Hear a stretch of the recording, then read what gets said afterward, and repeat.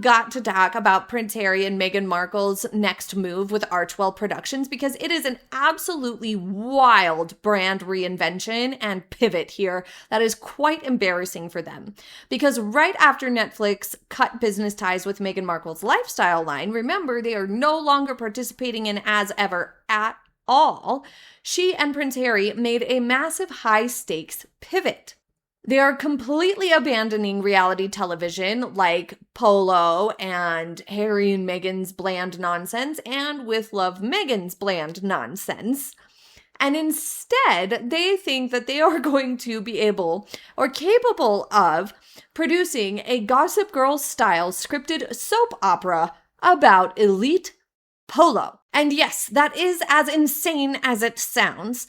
After their 2024 unscripted polo documentary that was more reality TV, it flopped so hard. Critics called it an out-of-touch infomercial for billionaires. Rough. I mean, nobody watched it. It had the worst viewership out of anything they have ever done. Ever. Their big PR takeaway wasn't that audiences hate polo or that it's not relatable or that it doesn't connect to the viewers. No, it was that the sport just needed actors.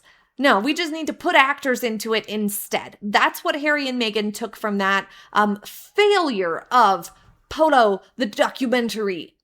Here is why this upstairs, downstairs drama that they're trying to create is being called their ultimate contract Hail Mary with Netflix and whether anyone is actually going to watch it. Hi everybody, I'm Beebs Kelly. Welcome back to another video. If you missed my recent update explaining why my background and lighting is super off, I'll link it for you here. I just moved. I'm still in the process of getting it together. No big deal. Please bear with me. Thank you for your patience. And before we dive in, I would like to invite you to subscribe if you have not yet already. Click like and hype this video if you wish. So here's what is actually going on.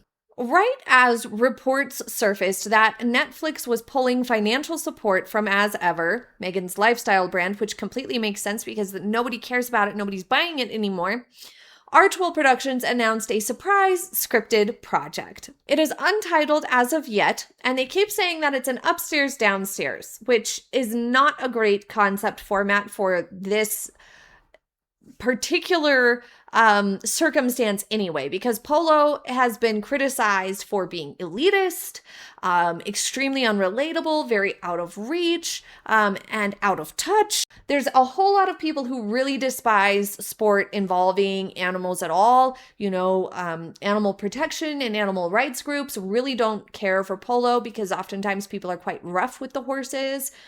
And then there's a whole bunch of people who just have never had any exposure to it because it is an extraordinarily expensive sport. It is extremely niche and it is very popular amongst wealthy, not amongst the vast majority of potential viewers. And then of course there's the fact that Meghan and Harry are involved and nobody likes them.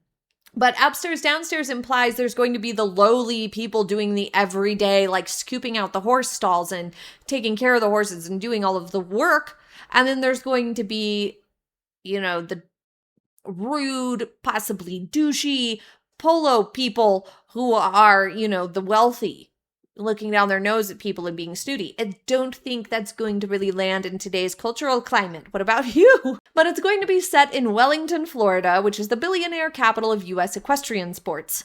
The plot tracks the messy, scandalous personal lives and rivalries of two wealthy polo families and the staff that work for them.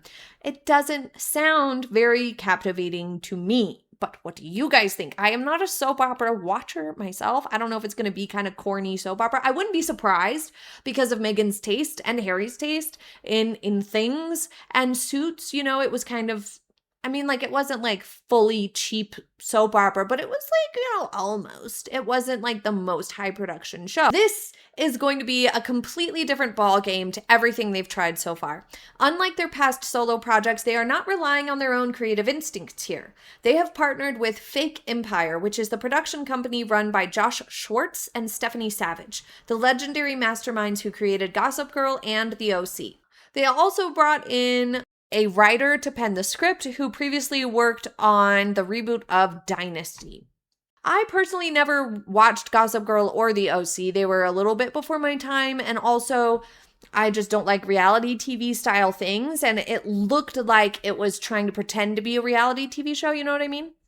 But I also think that those types of shows are just not going to do that well now. You know what I mean? Especially for like a younger audience. I just don't think that style of show will work today with this completely new type of culture that we have. And with social media and internet and all of these independent shows and streaming just in general has completely changed the landscape here, that I just don't see a Gossip Girl style show that's oriented around polo actually working. It feels outdated to me, I guess is what I'm trying to say. Like, that's my point. It feels very outdated. It feels very Meghan and Harry, who haven't grasped that things are different now, in part because of, like the generational difference, but also because they're so out of touch to real life and real world, real people. But this is extremely ironic because it's this same specific sport that has proven to not resonate or drop any degree of interest with audiences already. That 2024 docuseries flop was epic. It was really, really bad. When Harry released his 2024 unscripted polo docuseries on Netflix, it suffered from brutal ratings. It failed to generate cultural conversation at all, and it was widely mocked as an elitist vanity project that felt totally detached from normal people's reality. No one liked it, no one watched it, it got horrible ratings, and it disappeared into the void. Netflix claims that this new scripted version will broaden perceptions of polo away from being an elitist sport of kings by showing the wider community and working class staff. Yeah, that's really gonna freaking land. Are you joking? Saying, it's not just the sport of kings, we're going to include the wider community and working class staff, okay? The working class staff is going to have some lines. Some scenes, they're going to be in this show. Therefore, it is not snooty and elitist of us at all.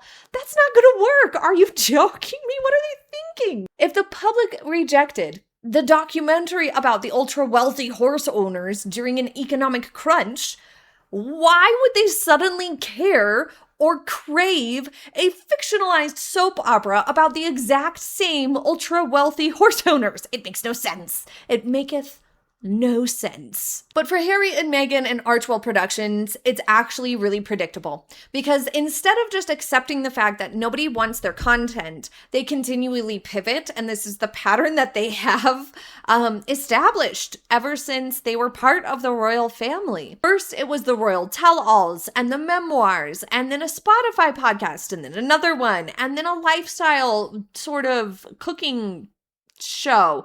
And now it's this scripted drama trying to appeal to a very young audience. It's not going to work.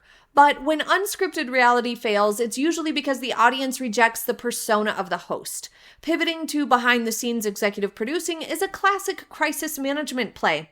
It allows you to stay on the payroll without putting your own face on the screen to be judged by the internet critics, so it's a little bit see-through as well. Harry and Meghan are just trying to find a way to still make money in the industry without being the center of attention, because that didn't work, and nobody wants those things anymore. They never did. They never wanted them before, but Netflix gave them a chance, Spotify gave them a chance, and we all saw how that went. So this looks like not only a pivot, but it also looks like one last desperate attempt to show that Archewell Productions can actually deliver a hit of some kind, or actually do something that works out, and kind of give them a little bit of the boost that they need to really establish themselves, because they are not. So when we look at the chances, the actual chances of this show succeeding, I think it's just not going to. I don't think that there's an appetite for it at all. But it's important to remember in the entertainment industry, the difference between an appetite at an announcement for it and the announcement of something versus the appetite at the release of something. They're two very, very different things and have a lot to do with curiosity, just like what happened with Love Meghan and her podcasts and things like that. A lot of times people will tune in or take a look or give a read to a book to see what's it about, catch the vibe, see what's going on, and then they're very quickly abandon it and tell all their friends it's not worth your time. And then it nosedives. To me, it looks very much like a flop waiting to happen. It really, really does. It's the billionaire playground problem that we have been seeing, that people are fed up with it. The cultural zeitgeist has shifted heavily toward an eat the rich type of media.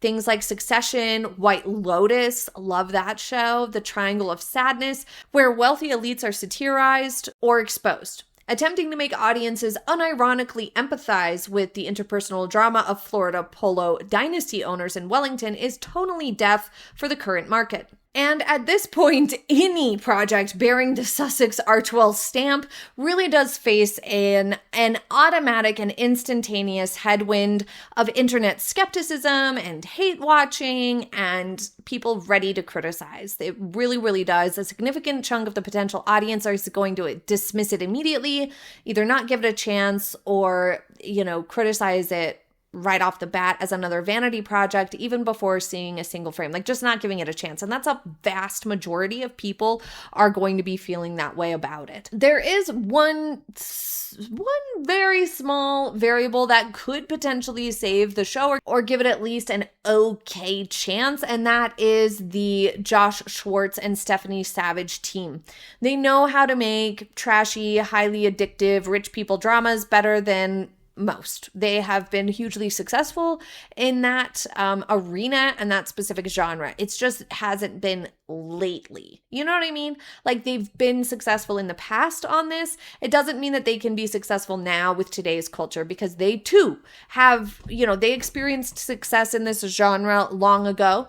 And so that doesn't mean that they fully understand the temperature of the climate now either. A lot of times people like that are insulated from the regular everyday viewer and what they actually want or have tolerance to watch. If Fake Empire, their team, takes complete creative control and sidelines Harry and Meghan to being silent partners or PR figureheads, the show does have a legitimate chance at being a guilty pleasure hit for a small audience. However, the caveat there is that if Harry and Meghan get any sort of creative control or influence at all, if they rely on their creative vision of polo in any way, shape, or form, it will sink like a stone. It just will not succeed, because Harry and Meghan don't have good taste with these things.